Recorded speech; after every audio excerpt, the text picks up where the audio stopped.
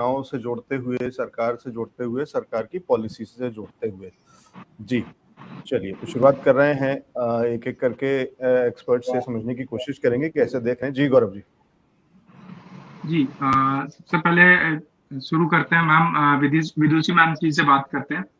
Ma'am, जो women's के लिए जो गवर्नमेंट अब जो प्लान कर रही है, तो यहाँ पे जो स्मॉल और मीडियम लेवल के जो एंटरप्रेन्योरशिप है, उसमें क्या इनिशिएटिव लिए गए हैं और क्या इनिशिएटिव लिए जा सकते हैं? सो आपने बहुत अच्छा पॉइंट शुरू में ही उठा दिया है कि एंटरप्रेन्योरशिप के लिए क्या करना चाहिए, स्पेशली विमेन के लिए, because before this panel we were all discussing amongst the panelists, and we were thinking that there's so much discussion about education, there's so much discussion about social issues, so much discussion about employment, but entrepreneurship is something which is really needed right now. और women को आप थोड़ा सा push करके entrepreneurial बनाएं, वो अभी इसी की जरूरत है। इस गवर्नमेंट में हम देखें और हम देख रहे हैं कि now India is a developing country, but we are moving towards being a developed nation. So for that, जो आपने क्वेश्चन पूछा, एंटरप्रेन्योरशिप कैसे बढ़ा सकते हैं विमेन के लिए, I think giving access to credit is very important, because normally हम लोग जब बात करते हैं, विमेन एजुकेशन बढ़ चुकी है, बट फाइनेंशियल इंक्लूजन में अभी भी पुश लाना बहुत बहुत जरूरी है। फाइनेंशियल्स कैसे समझने हैं, कैसे आगे बढ़ाना है उसे, women are very good at it, and you would see that households also women lead that, but we need to make women leaders at at the government level, at policy making, at entrepreneurship. So this would be possible only when we include them financially, we include them in policy making, we provide easy access to credit, and MSME also, like you said, MSME is growing at a very large scale right now, और rural sector में भी बहुत ज्यादा focus है। Rural sector में अगर women को हम फाइनेंशियल एक्सेस प्रोवाइड करें, वो आई थिंक सबसे इम्पोर्टेंट होगा एंटरप्रेन्योरशिप आल्सो बढ़ाने के लिए। जी, भावना जी के पास जा रहा हूँ, क्योंकि भावना जी एजुकेशन की दिशा में मेरे ख्याल से काम करती हैं, जहाँ तक मैं जानता हूँ, और वहाँ से किस तरीके से देखती हैं जब महिलाओं के लिए सरकार ने क्या किया, और खासकर महिलाओं की शिक्षा के लिए, यानी वो बच्चियों के लिए जो कि थोड़ा पिछड़े से बैकग्राउंड से आते हैं, और उनकी जब शिक्षा की बात होती है, तो वो आपके आसपास किस तरीके के चीजें दिखती हैं, ऑन ग्राउंड दिखती हैं, क्योंकि आप उनसे डायरेक्टली जुड़ी हुई होती हैं और आप देख रहे होते हैं कि किस तरीके से उनको क्या सुविधाएं मिल रही हैं और क्या परेशानियां हो रही हैं, और सरकार से किस तरीके की चाहे चीजें मिल रही हैं या एक्सपेक्टेशंस क्या हैं? धन्यवाद सर। एजुकेशन के फील्ड में महिलाओं का योगदान हमेशा से ही बहुत ही महत्वपूर्ण रहा है।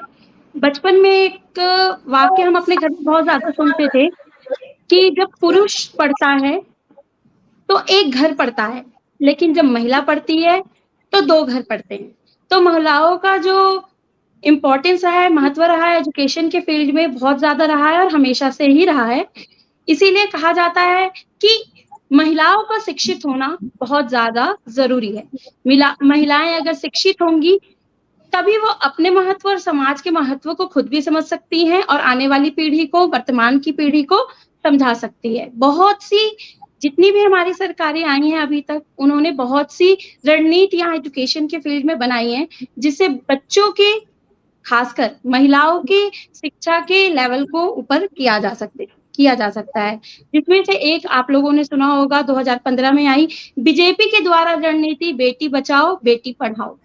बेटी बढ़ाओ बेटी पढ़ाओ नीति के तहत बीजेपी सरकार ये चाहती थी कि जो अनुपात है बेटियों की शिक्षा का पुरुषों की लड़कों के कंपैरिजन में, बेटों के कंपैरिजन में, उसे बढ़ाया जा सके। भारत में बहुत सारी ऐसी हम बोल सकते हैं पुरानी सोच, धारणाएँ जिसके कारण बेटियों को उतना सम्मान का अधिकार नहीं दिया जाता था। तो उसी आधार को खत्म करने के लिए पहले से भी बहुत सारी नीतियाँ लाई गई। उनमें से एक था बेटी बचाओ, बेटी पढ़ाओ। जब हमारे देश में बेटियों का अनुपात बढ़ाया जाएगा और उन्हें शिक्षा के क्षेत्र में आगे बढ़ाया जाएगा, तभी ये चीज़ संभव हो सकती है। इसका बहुत बड़ा एक उदाहरण है हमारे देश की पहली महिला प्रधानमंत्री। किसी ने कभी भी नहीं सोचा होगा जब हमारा भारत देश आज़ाद हुआ था, किसी ने कभी भी नहीं सोचा था कि इस देश की प्रधानमंत्री कोई महिला भी बन सकती है। लेकिन ये तभी संभव हो पाया क्योंकि वो शिक्षित थी, अपने अधिकारों को जानती थी और आने वाली पीढ़ी को, खासकर महिलाओं को समय-समय पर उन्होंने महिलाओं को उनकी शिक्षा के बारे में अवगत कराया। किसी ने कभी भी नहीं सोचा था कि इस देश की पहली महिला राष्ट्रपति प्रतिभा देवी सिंह पाटिल जब वो बनी, किसी ने भी नहीं सोचा था कि कभी कोई महिला राष्ट्रपति भी बन सकती है। हमारे देश की पहली महिला राष्ट्रपति प्रतिभा देवी सिंह पाटिल और आज की वर्तमान महिला राष्ट्रपति इसका एक बहुत बड़ा उदाहरण है कि महिलाओं का शिक्षित होना कितना ज़रूरी है। बेटी बचाओ, बेटी पढ़ाओ, ऐसी ही आगे और भी नीतियाँ हैं, जैसे कि हम कह सकते हैं सर्व शिक्षा अभियान। सर्व शिक्षा अभियान में बेटियों को घर से स्कूल तक पहुँचने के लिए प्रेरित किया गया, मध्याह्न भोजन, ऐसी बहुत सारी नीतियाँ चालू की गई, जिसमें घर में तो उनके बहुत माता-पिता को भी हैं अवगत और कराया गया। इससे बहुत फायदा हुआ।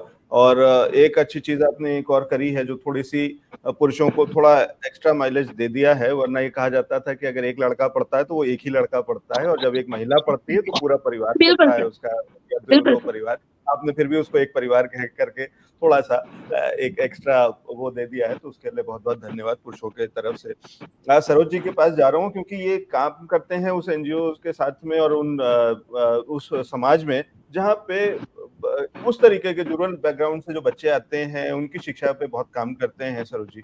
और इसलिए इस पूरे महिलाओं के मेजॉरिटी वाले पैनल में एक आप हैं एक्सपर्ट के तौर पे, जहाँ पे आपसे ही समझना चाह रहे हैं कि सर किस तरीके से देखते हैं सरकार वाकई में कोई चीजें उनकी योजनाएं जमीन तक पहुंची हैं, या क्योंकि ये नाम तो हमने बहुत सारे पढ़े, बेटी बचाओ बेटी पढ़ाओ, और अभी इससे पहले एक एजुकेशन पे एक पैनल हम जब कर रहे थे तो वहाँ पे एक इंटरेस्टिंग चीज निकली थी कि पढ़ेगा इंडिया तो बढ़ेगा इंडिया। उसके बीच में उन्होंने कहा कि पहले काम करेगा तब तो बढ़ेगा इंडिया। तो केवल पढ़ाई करने से कुछ नहीं बढ़ने वाला है, लेकिन उस पर तो बाद में जाते हैं। फिलहाल ये बताइए कि क्या शिक्षा की दिशा में, क्योंकि हंगर इंडेक्स में हम बहुत अच्छा नहीं कर रहे हैं और इस तरीके के बहुत सारे इंडेक्स जब, लेकिन हम उनको कह देते हैं कि ये बाहर से आ रहे हैं, विदेशी इंडेक्स है।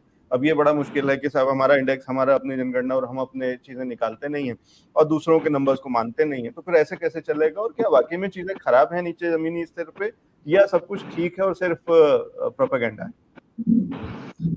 बहुत बहुत धन्यवाद आपका। तो मैं थोड़ा सा ब्रीफली बताना चाहूँगा, जो 2011-12 में जो national rural livelihood mission launch हुआ था, NRLM आप जानते हैं, तो इसमें बेसिकली जो education is one of the part, but इसमें मेजर पार्ट था लाइवलीहुड्स के अराउंड में, तो जिसमें हम लोग एक्चुअली काफ़ी इंटेंसिवली भी जुड़े हुए हैं। तो ऐसा देख रहे थे कि लास्ट 12-13 साल में लगभग 10 करोड़ महिलाओं ने जो संगठित हुआ है, एंड इवन जो मेरा प्रीवियस स्पीकर जो बोले थे कि access to finance, financial intermediation, then social mobilization, livelihoods, तो ये हमको लग रहा था कि these are very important interventions actually.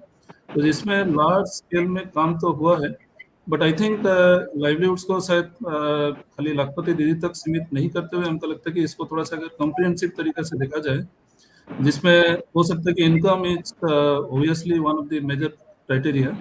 अभी अगर आज का दिन में जो चैलेंजेस अगर देखते हैं ना, कि लाइक रूरल एरियाज में एग्रीकल्चर के अराउंड में लोग यंगर जनरेशन जो खेती करना नहीं चाहता है, तो हो सकता है कि हमको डिजिटाइजेशन, टेक्नोलॉजी, एंटरप्रेन्योरशिप, उसके अराउंड में बहुत ज़्यादा इन्वेस्टमेंट हमको करने का ज़रूरत पड़ेगा। सिमिलरली जो पॉवर्टी एरियाज है, तो 5-6 स्टेट है सेंट्रल इंडिया में जहाँ पर पॉवर्टी काफ़ी ज़्यादा है, तो वहाँ पर अगर थोड़ा सा मल्टी डायमेंशनल पॉवर्टी कंटेस्ट में हम लोग बात करेंगे, तो हो सकता है कि काफ़ी टारगेटेड इन्वेस्टमेंट हमको ज़रूरत पड़ेगा जो वल्नरेबल हाउसहोल्ड्स है, जिसमें लाइवलीहुड्स को जो हम लोग देखते हैं कि हेल्थ भी है, एजुकेशन भी है, plus eight the same time income है, जेंडर इक्वलिटी है, देन इकोलॉजिकल कंसिडरेशंस है, न्यूट्रिशन है, तो ये सब सभी एस्पेक्ट को देख के हमको लगता है कि जो मल्टी डायमेंशनल पॉवर्टी का एक परिभाषा है, वो नैरेटिव शायद बनाने का ज़रूरत पड़ेगा। और इसके लिए हो सकता है कि partnership, collaboration between the different stakeholders, different department के साथ में बहुत लार्ज स्केल हमको काम करना का शायद नया सेक्टर की जरूरत पड़ेगा।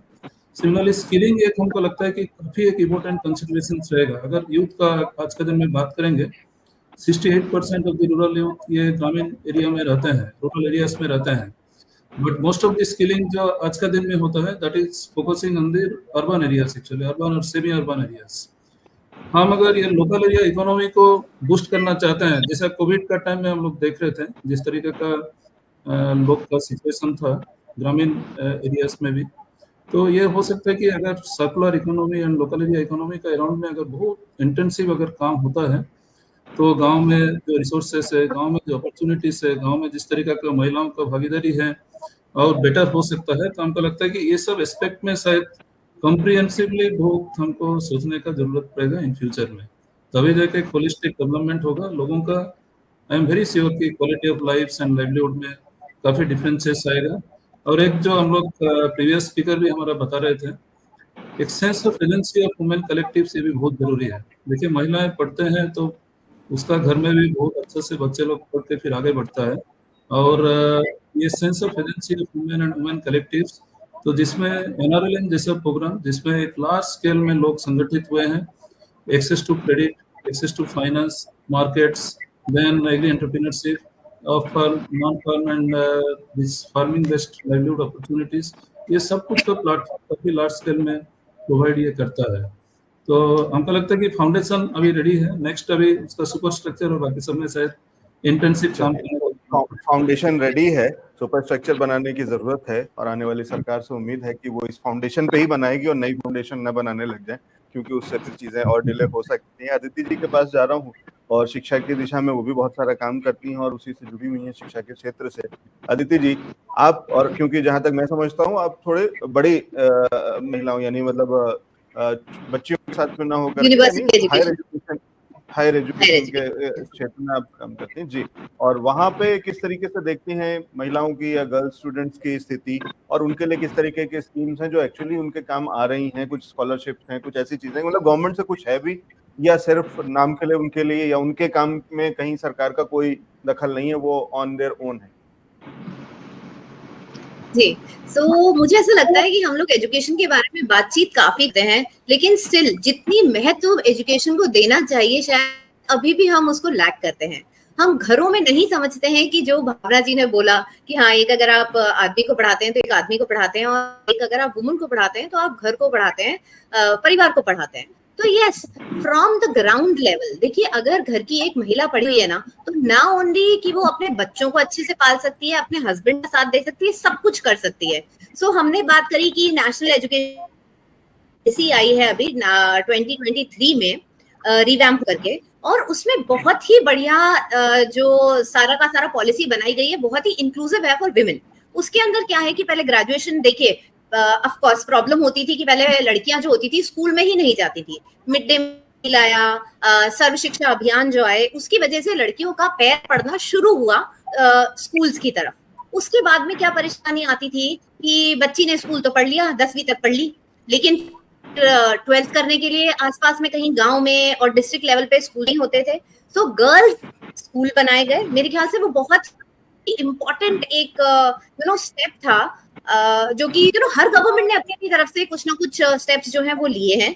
तो गवर्नमेंट ने जब लड़कियों के लिए स्कूल बनाए गए, तो देश के जो सबसे पिछड़े हुए जो स्टेट्स माने जाते हैं, राजस्थान हो गया, हरियाणा हो गया, यूपी हो गया, वहां पर लड़कियों के लिए घर से बाहर निकलना ही ठीक नहीं माना जाता था, सेफ नहीं माना जाता था। लेकिन जब गर्ल्स स्कूल आ गए तो लड़कियों ने पढ़ना शुरू करा, उनका मन भी करने लग गया। फिर मिड डे मील आई, सर्व शिक्षा अभियान आई, तो वो और थोड़ा आगे बढ़ा। फिर उसके बाद में अभी जो NEP 2023 आई है, which is national education policy 2023, उसके अंदर बहुत ही ब्यूटीफुल कोर्स लेकर के आए हैं वो लोग। तो ग्रेजुएशन के अंदर अगर आपने पहले मान लीजिए, गर्ल्स के साथ में देखिए बहुत सारी परेशानियां होती हैं जब वो पढ़ने के लिए जाती हैं। मतलब इतनी दुखद चीजें सामने आती हैं कि मान लीजिए घर में 4 बच्चे हैं, उसमें से एक लड़का है, 3 लड़कियां हैं, तो एक लड़की को पढ़ाने के लिए 3 लड़कियों को घर पे बिठा देते हैं और उनसे कहते हैं तुम और कमा करके लाओ कि हमारा एक लड़का पढ़ सके। और बाद में आगे जाकर क्या होता है कि वो एक ही जो लड़का होता है वो बिगड़ जाता है, और वो गलत संगति में पढ़ के वो ही नहीं कमा पाता घर के लिए, और वही जो लड़कियां होती हैं वही कमाती रह जाती हैं। तो एजुकेशन के लिए लड़कियों की बहुत ज्यादा प्रॉब्लम होती थी। तो मान लीजिए वो कॉलेज में पहुंच जाती थी, उसके बाद में भी वो लोग अपनी एजुकेशन तो 1 साल 2 साल तक खत्म कर पाती थी और डिग्री कंप्लीट नहीं होती। तो इसके लिए बहुत ही बढ़िया जो स्कीम आई है इस बार एनईपी 2023 में, वो ये है कि अगर 1 साल भी अगर आपने ग्रेजुएशन करा है तो आप उसके बाद में छोड़ सकते हैं उसको, और आपको एक सर्टिफिकेट, एक डिप्लोमा, कुछ ना कुछ मिल जाएगा, जैसे कि आपकी वो एजुकेशन 1 साल की जो है वो व्यर्थ नहीं जाएगी, आपके काम आएगी, क्योंकि आपको एक सर्टिफिकेट आई, एक डिप्लोमा मिलेगा। सेकंड ईयर में आपने करा, मेरे ख्याल से फर्स्ट ईयर में सर्टिफिकेट मिलेगा, सेकंड ईयर में डिप्लोमा मिलेगा, और थर्ड ईयर में जाकर के एडवांस डिप्लोमा मिल जाएगा। और ये आप बिट्स में भी कर सकते हैं। अगर आप 1 साल 3 साल नहीं पढ़ सकते हैं तो आपने 1 साल कर लिया, प्रॉबेबली 2 साल का आपने उसमें गैप ले लिया, उसके बाद में आपने दूसरा कर लिया। इस तरीके की भी बहुत सारी जो प्रोविजंस हैं वो उसके अंदर है। कोई भी आप पढ़ाई करते हैं तो वो आपकी खराब नहीं जाती है।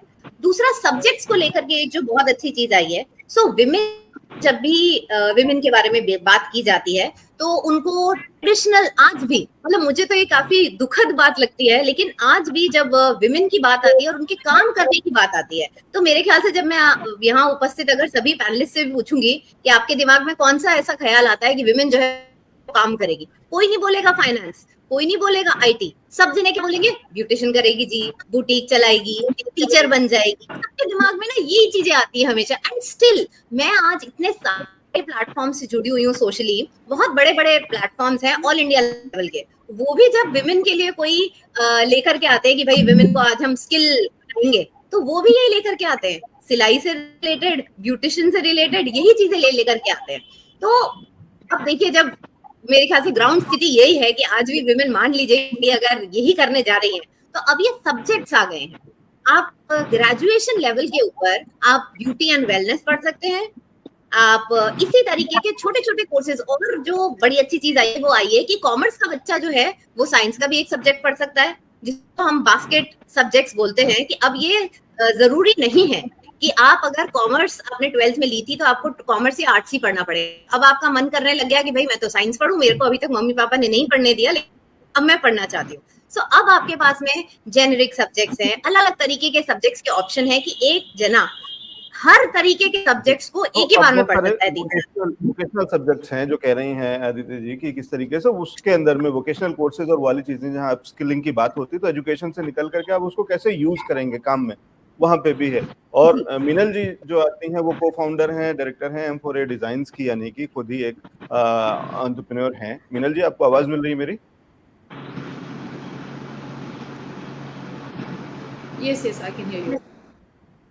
जी, ठीक है। तो मिनल जी, आप जब ये तो एजुकेशन की बात करी हमने महिलाओं की, हाँ आपकी आवाज आ रही है, थोड़ा वीडियो अटक रहा है, कोई बात नहीं। मुझे ये बताइए कि अगर जब हम महिलाओं की बात करते हैं, बच्चियों की बात करते हैं, तो वो एजुकेशन तो एक चीज हो गई, लेकिन उसके बाद जब वो काम पे जाते हैं और कई बार आपके जैसे कुछ एंटरप्रेन्योरियल काम करते हैं, कुछ उस तरीके की कोई बिजनेस या किसी चीज को, स्टार्टअप को शुरू करते हैं, तो वहां पे क्या डिफरेंस दिख रहा है कि सरकार की तरफ से कुछ ऐसी मदद, कुछ ऐसी चीजें, कुछ ऐसी योजनाएं जो वाकई में जमीन पर हैं, धरातल पे हैं, जिसका की फायदा मिलता है? आप जब एक कंपनी चलाते हैं तो आपको कुछ ऐसी चीजें मिलती हैं जो आपको लगता है कि हाँ, सरकार की वजह से और आपके महिला होने की वजह से आपको कुछ एक फायदा मिला है, एक एडवांटेज मिल रहा है, या कुछ भी नहीं है, केवल अपने आप ही सब कुछ करना पड़ता है? नहीं, ऑफ कोर्स एडवांटेज तो है, पर उस एडवांटेज की जो अवेलेबिलिटी है ना, इसके लिए गवर्नमेंट की साइड से जो पॉलिसीज अपलोड होती है ना, उसका प्रचार नहीं होता है। तो बहुत सारी महिलाओं को ये पता नहीं है कि गवर्नमेंट की स्कीम्स में क्या क्या अवेलेबल है और उसको अपन कैसे फ़ायदा उठा सकते हैं।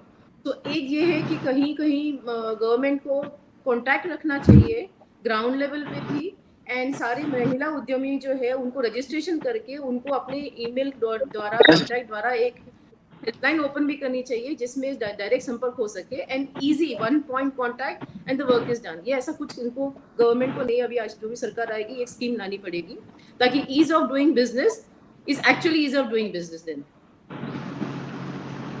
एंड रहा सवाल हमारे आर्किटेक्चरल फील्ड का, तो आज अपन कहाँ देखते हैं कि कोई प्लम्बर महिला है या कोई इलेक्ट्रिशियन महिला है।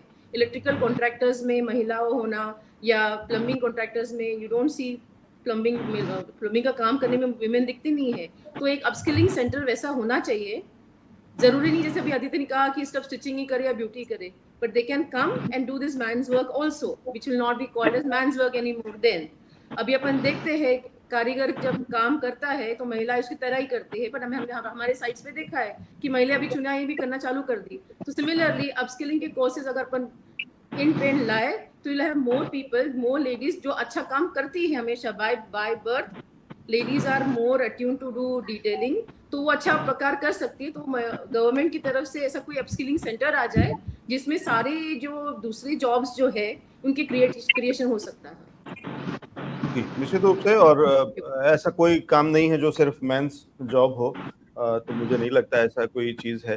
और सभी कुछ सब चीजें कर सकते हैं। और महिलाएं, अब आज तो बहुत कुछ हो रहा है। हम लोग जिस शहर में, दिल्ली और इस तरीके के शहरों में तो देखते हैं तो सभी कुछ कैब वगैरह और सब कुछ वैसे ही है कि कैब भी चला रही हैं महिलाएं और सब कुछ कर रही हैं। तो वो तो शायद बहुत पीछे छूटता जा रहा है। लेकिन ये नीचे तक रूरल एरियाज में अभी ये कॉन्सेप्ट उतर रहा है कि नहीं उतर रहा है, या ये जो सोशल या मेंटल ब्लॉक है कि इन्हीं चीजों तक सीमित रहना है महिलाओं को, तो वो जाते जाते समय शायद लेगा।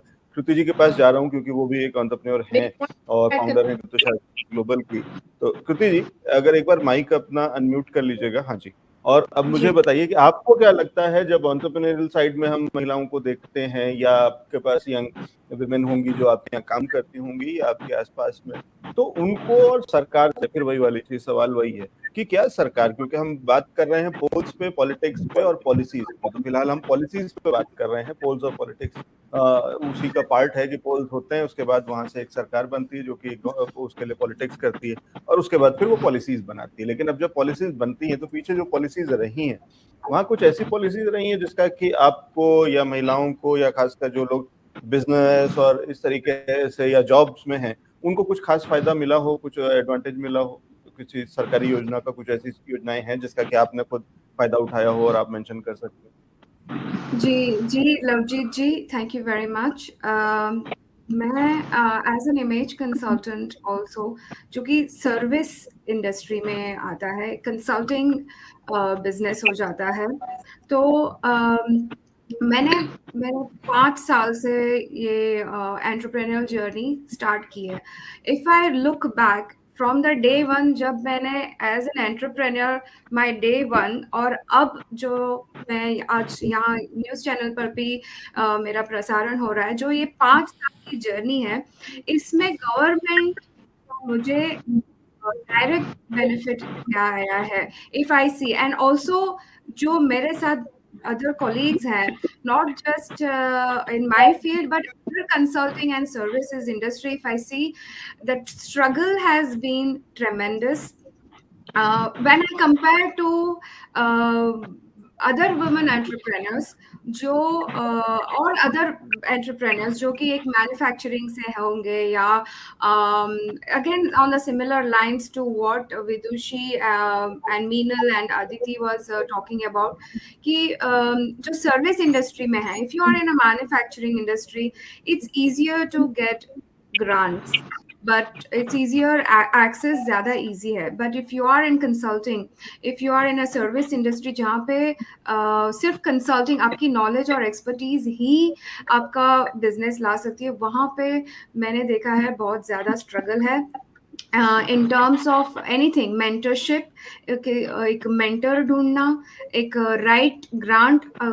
मुझे 5 साल में अभी तक direct access ऐसा कुछ मिला नहीं है, frankly speaking नहीं, I have not got any access to grant. I have been struggling on my own all this while. I have seen other women also struggling on their own, finding funds on their own, raising funds on their own.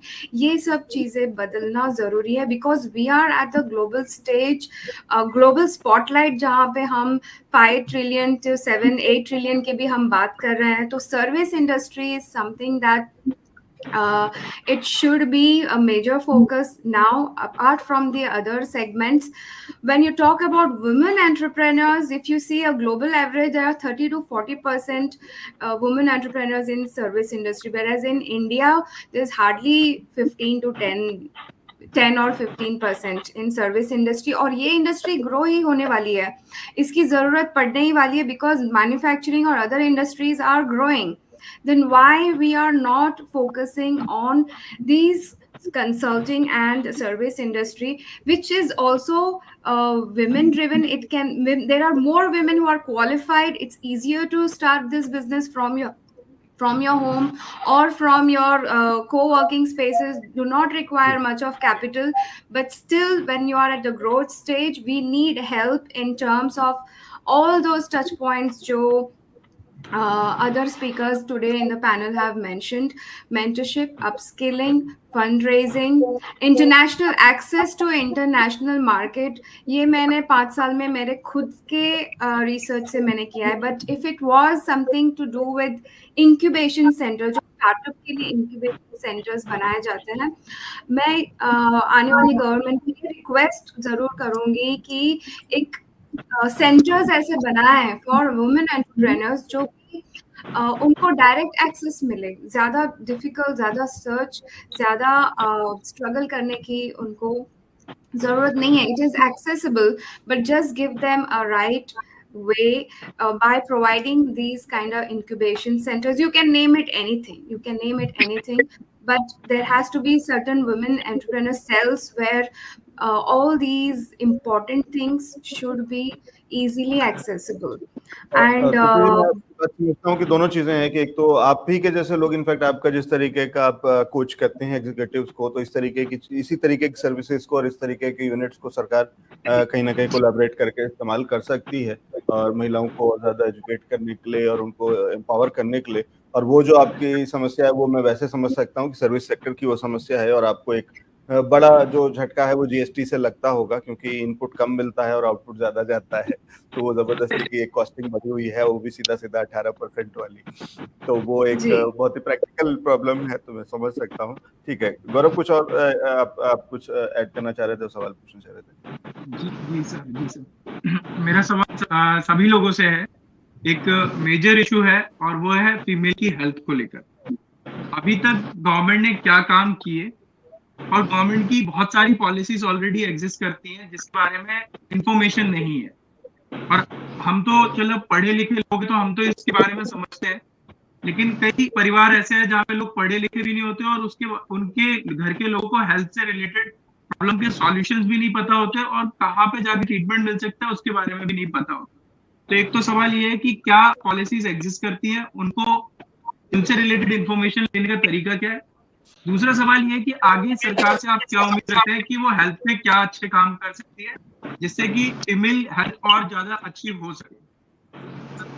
Ji, in fact इसको मैं और थोड़ा अगर easy करूं सभी के लिए, तो ये इस सवाल को आप केवल हेल्थ से ना जोड़ करके क्या ऐसी एक्सपेक्टेशंस हैं आपकी सरकार से, तो अगर एक एक करके, क्योंकि समय का अभाव होगा और क्योंकि काफी सारे पैनलिस्ट हैं, सब लोग अगर एक 1.5 मिनट के अंदर में जल्दी से बताएं कि आप अगली आने वाली सरकार से, क्योंकि नई सरकार होगी 4 तारीख को नतीजे आएंगे, नई सरकार होगी, चाहे प्रधानमंत्री कंटिन्यू करें या ना करें उससे फर्क नहीं पड़ता है, सरकार नई बनती है हर बार जब भी इलेक्शन होता है. तो ये नई सरकार होगी और वो नई सरकार की नई पॉलिसीज होंगी. तो यहाँ तक होता है कि पिछला जो बजट है वो तक अभी तक वो अप्रूव नहीं होता है, उसको माना नहीं जाता, उसको इंटरिम बजट कहते हैं.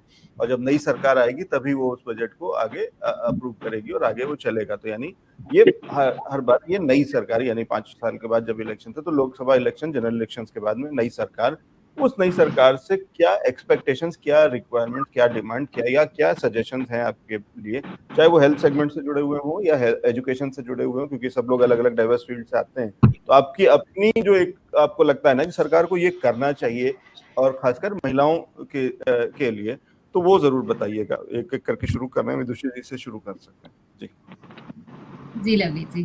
तो आपने मॉडिफाई किया क्वेश्चन, मैं और मॉडिफाई करूंगी अपनी फील्ड से रिलेटेड.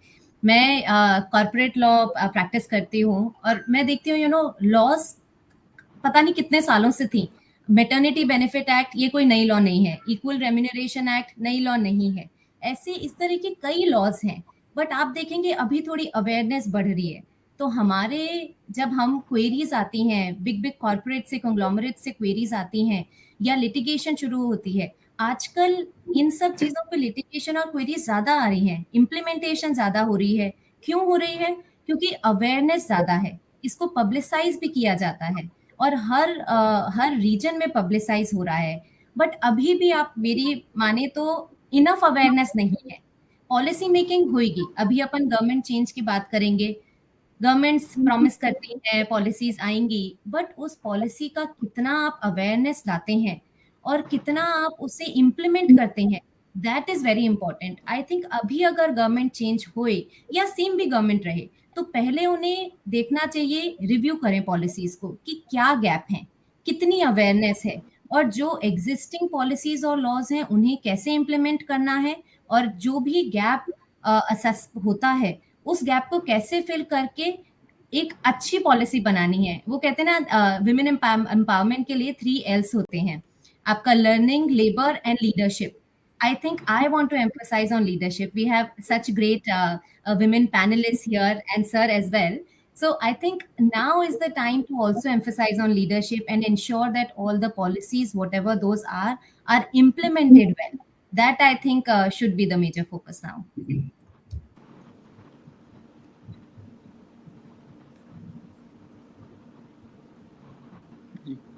जी, मेरी आवाज मिल रही गौरव? जी सर, आपकी आवाज आ रही है। अच्छा ठीक है, तो यही सवाल फिर हम भावना जी के पास ले जा रहे हैं। Thank you sir once again. बिल्कुल, मैम ने अभी बिल्कुल सही किया कि लॉ जितने भी बनते आए हैं या बन रहे हैं, कोई नई नहीं है, ये सब बनते आए हैं, लेकिन इसकी अवेयरनेस होना बहुत जरूरी है।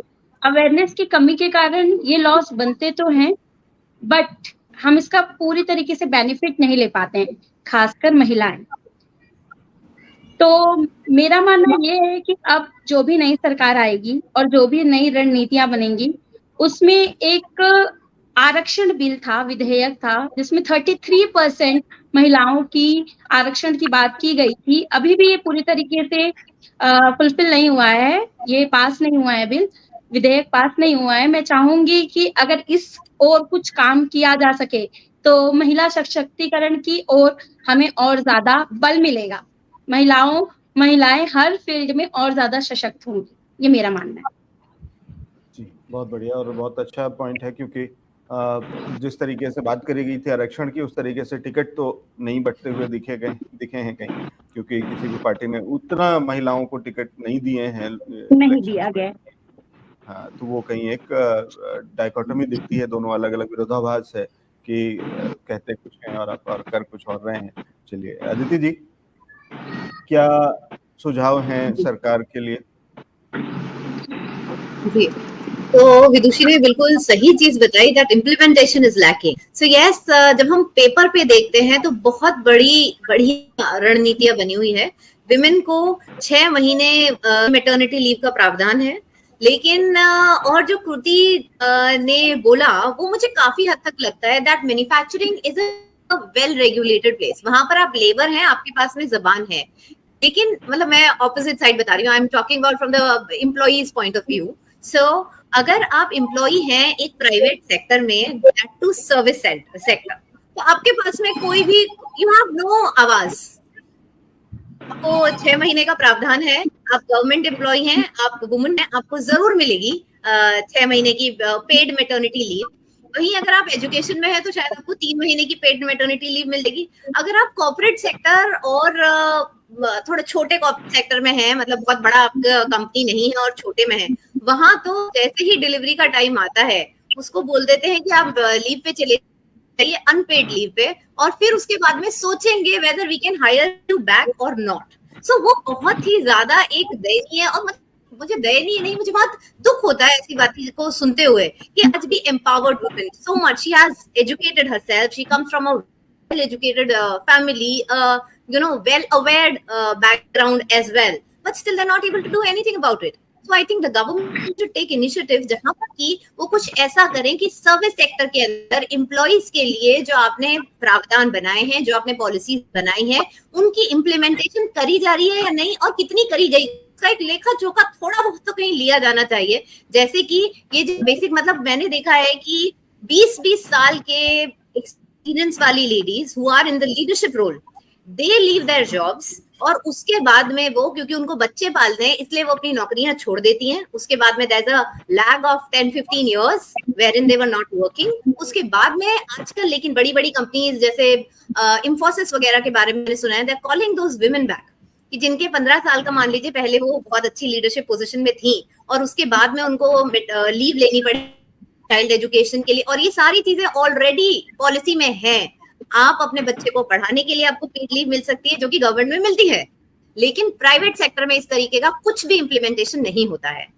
इन्फोसिस जैसी कंपनीज जो हैं उन्होंने वो जो उन विमेन को आइडेंटिफाई करा है and they have been calling those women back to join back at a good level. बिल्कुल नीचे से उन्हें शुरू नहीं करना पड़ेगा, थोड़ा ऊंचा का, बिकॉज उनको इज्जत देते हुए कि हाँ आपने इतने साल काम करा, you were working in the leadership positions, तो आप दोबारा से लीडरशिप पोजीशन पे आए और काम करें। स्टिल मुझे लगता है कि जो छोटे लेवल की सर्विस इंडस्ट्री है वहां पर पॉलिसीज की इम्प्लीमेंटेशन हो रही है या नहीं, और साल भर में उसके लिए कुछ ना कुछ लेखा जोखा उसका लिया जाए, तो that would be the best for women health as well. Mental health I think is most important, not only की फिजिकल हेल्थ, जैसे बच्चों की डिलीवरी के टाइम पे आपको हेल्थ की भी जरूरत होती है, फिजिकल हेल्थ की, but over a period of time आप मेंटल हेल्थ की भी जरूरत पड़ती है। तो इस तरह की चीजों का अगर लेखा जोखा लिया जाए तो वो सबसे इम्पोर्टेंट होगा।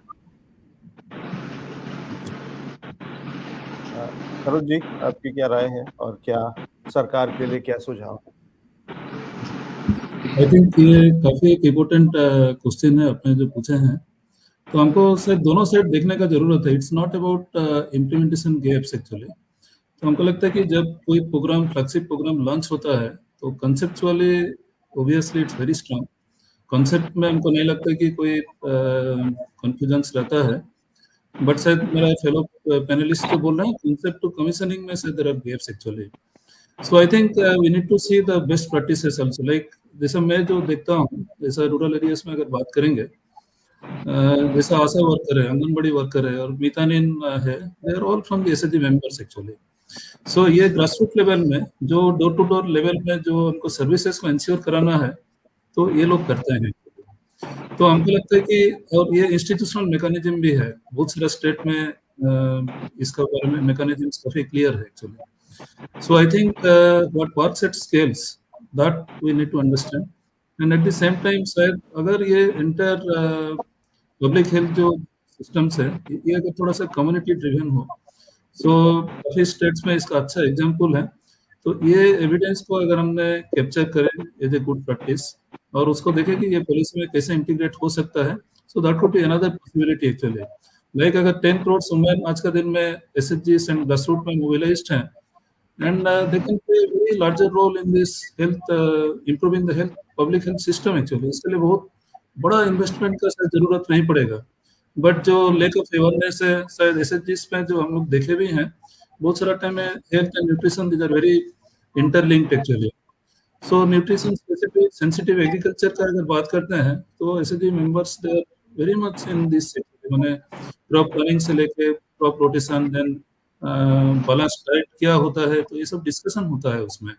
सो आई थिंक इसको अगर थोड़ा सा पॉलिसी लेवल में लेके हम लोग अगर काफी लार्ज स्केल में इसके बारे में इम्प्लीमेंटेशन गैप्स को मिनिमाइज करते हुए अगर करें और लोगों को अगर बिल्ड करें इसका राउंड में, अगर महिलाओं को बिल्ड करें, इसका एंटरप्रेन्योरशिप के राउंड में अगर काम करें, तो हमको लगता है कि whether that is education, health or livelihoods, so everything is possible in a very positive spiral way actually. And this education में भी लास्ट पैनल में जो बात कर रहे थे हम लोग लास्ट सेशन में, ये हमको लगता है कि जैसे स्कूल मैनेजमेंट कमेटी एंड एसएचजीस and panchayat, so they can play a very larger role actually to improve the education system at the grassroot level. सबको ही देखिए प्राइवेट स्कूल में नहीं पढ़ाता है, लेकिन गवर्नमेंट स्कूल में अगर पढ़ाते हैं तो I think school management committee and the respective the community organizations and the panchayats, they can play a much larger role, and similarly in case of health system actually हमको लगता है कि community driven approach अगर होता है and women led growth के बारे में अगर हम लोग बात करते हैं, that should be the next step actually, जो already ये सारा बातचीत पिछले से चल रहा है। शायद नया सफर के इसके बारे में बहुत अच्छे से हमको लगता है कि रोड में चाहिए। इसी सवाल को मृणाल जी के पास ले जा रहा हूँ। मृणाल जी, सरकार से क्या एक्सपेक्टेशन? क्योंकि हमने अभी सरकार चुनी है, वी वोटेड फॉर देम, है ना, तो ये 2-3 चीजें हैं जो जरूरी है। जो महिला, अगर आप चाहते हैं कि महिला आगे बढ़े तो उसकी safety and security is the foremost point, जो उसका सिक्योर फील हो जाए। आज रोड पे भी जाने के लिए अगर अपने पास लाइटिंग नहीं है तो इट इज़ नॉट सेफ या एक माइंडसेट की जो बदलाव है वो एक काउंसलिंग ग्राउंड लेवल पे हो जाए. पर safety and security for women to come out, important thing. Second thing, resources and fund availability to start their businesses. ये बिल्कुल easy होना चाहिए. उसके लिए जो जो प्रावधान गवर्नमेंट कर रही है उसका आउटरीच होना चाहिए ताकि सबको पता चले इस बात के लिए. अपस्किलिंग इन ऑल सेक्टर्स ताकि जॉब क्रिएशन हो एंड सर्टिफाइड कोर्सेज हो ताकि एक टैलेंट पूल अवेलेबल हो जाए हमारे जैसे आर्किटेक्ट्स एंड एंटरप्रेन्योर्स को उनको एम्प्लॉय करने के लिए. जॉब क्रिएशन जब करते हैं पर टैलेंट नहीं है तो ये एक हार्नेसिंग सिचुएशन करनी पड़ेगी अपने को कि अपन कहाँ से एक टैलेंट क्वालिफाइड क्रिएशन हो जाए. तो इसके लिए and women centric jobs create करने के लिए भी उनको may be women colleges, women schools, ये अपने को करना पड़ेगा. एंड अगर गवर्नमेंट अगर सोचती है 7 साल हो गए जीएसटी आए हुए, अगर उस टैक्स रिड्यूस किया जाए प्रोफेशनल्स एंड सर्विस सेक्टर के लिए 18% से, लेट देम नाउ प्रॉमिस जो प्रॉमिस किया था कि 12% हो जाए, 10% हो जाए, it will be better. Thank you. ठीक है. कृति जी, आपकी भी जो सरकार से रिक्वेस्ट है या सजेशन है वो इसी में कवर हो गए या कुछ और ऐड करेंगे? Yes, Lavjeet ji, I do have something to add. Aditi ji ने जो बात करी थी employees की, that was a perfect example for women employees. But मेरी जो सरकार से request है, that is for women entrepreneurs. हमारे struggles बहुत ही अलग हैं compared to every other segment or even gender. और हम यूजुअली मैंने जो ट्रेंड देखा है for women entrepreneurs are basically first generation. I am a first generation women entrepreneur. मेरे फैमिली में कोई एंटरप्रेन्योरशिप नहीं किया है इससे पहले. तो उसके लिए जो स्किल्स लगते हैं वो अलग होते हैं, उसके लिए फंड्स जो लगते हैं वो अलग होते हैं, उसके लिए जो एक मार्केट सेगमेंट है जहाँ पे मुझे जाके इसको टारगेट करना है वो सब चीज़ें अलग हैं. और being first generation entrepreneur and since we are heading for this global spotlight and 8 trillion economy, बहुत ज़्यादा स्कोप है. तो मैं गवर्नमेंट से मेरी ये रिक्वेस्ट है कि do not ignore this segment. हम ऑलरेडी बहुत इग्नोर फील कर रहे हैं because it took me 5 years to achieve what I have achieved. अगर ये कुछ गाइडेड एक इंक्यूबेशन सेंटर जैसे होता है तो ये मुझे लगता है ये मैं अपने साल जो है इतने साल मैंने डाले हैं इसमें वो कम हो जाते हैं. So as a representative for women entrepreneurs here today, that is my request to government की एक इजी एक्सेस होना चाहिए for entrepreneurs, especially in service industry, in consulting, coaching, all those counselors who are there in this kind of a business. उनके लिए एक thoughtful policies, thoughtful incubation centers होने चाहिए. Even international markets का easy access होना ज़रूरी है. This is my humble request to give it a real thought to it. Because we are struggling, there is no need to struggle. There is always infrastructure and policies are available. Just streamline it and make it accessible. ठीक है. तो वो बहुत सारी योजनाएं जो कागजों पे रह जाती हैं, वो बहुत सारी पॉलिसीज जो सिर्फ फाइलों में दबी रह जाती हैं, वो अगर जमीन पे हों, और क्योंकि कई बार तो हमें पता भी नहीं चलता कि ऐसी भी कोई स्कीम थी, तो कभी बड़ा इंटरेस्टिंग चीजें बाद में पता चलती हैं कि आप इसका भी फायदा उठा सकते थे. प्लस वो कहाँ से उठाना है, उसका ईज कितना है, कि कितना सिंगल विंडो से हो सकता है या उसके साथ में कितना पेपर वर्क है, किस तरीके की फॉर्मेलिटीज हैं. तो वो सारी चीजों पे सरकार अगर काम कर ले तो शायद बेहतर होगा. तो कहीं ना कहीं एक कॉमन चीज निकल के आती है वो ये है कि नई पॉलिसी से ज्यादा जो एग्जिस्टिंग है अगर उसी का इम्प्लीमेंटेशन अच्छे से हो जाए, बेहतर तरीके से हो जाए, तो काफी हद तक समस्याएं सुलझ सकती हैं.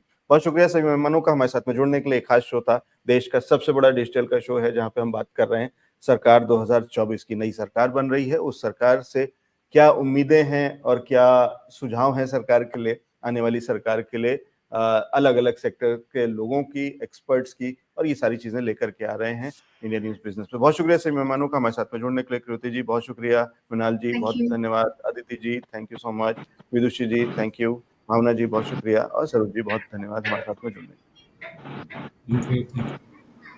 के. आज के शो में इतना ही. यहाँ पे एक छोटा सा ब्रेक ले रहे हैं. बहुत सारी चीजें, बहुत सारा कंटेंट और हमारे साथ में ITV media, ITV next media international school है हमारा, ITV ग्रुप का, जहाँ पे स्टूडेंट्स हैं जो कि बहुत सारी चीज़ें सीख रहे हैं कि किस तरीके से मीडिया के अंदर में कंटेंट को क्रिएट किया जाता है, किस तरीके से जर्नलिज्म किया जाता है, किस तरीके से खबरों को कवर किया जाता है, ये सारी चीज़ें सीख रहे हैं। कुछ अच्छे स्टोरीज, कुछ अच्छे पैकेजेस उन्होंने बनाए हैं, ज़रूर देखिए, एक नज़र डालिए और बताते रहिए कि इसके अलावा